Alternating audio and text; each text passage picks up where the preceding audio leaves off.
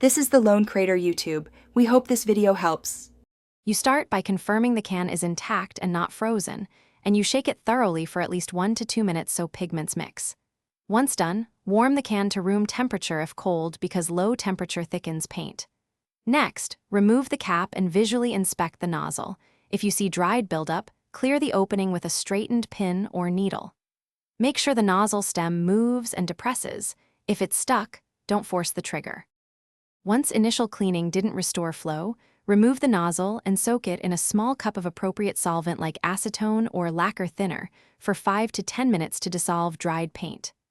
After soaking, use compressed air to blow through the nozzle or reinsert a thin wire and push gently until clear. If the valve cap area is clogged, detach the valve assembly and clean the seat. Alternatively, swap in a new nozzle or valve. After cleaning and reassembling, test spray on scrap material from about 6 to 8 inches away. Look for fine atomization rather than sputtering. Make sure to apply light, overlapping coats and wait 10 to 15 seconds between passes to prevent runs.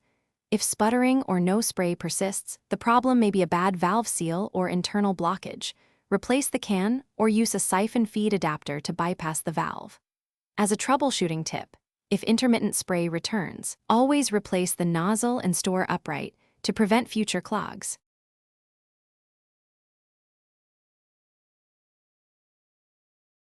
Thanks for watching. Consider subscribing if we helped you.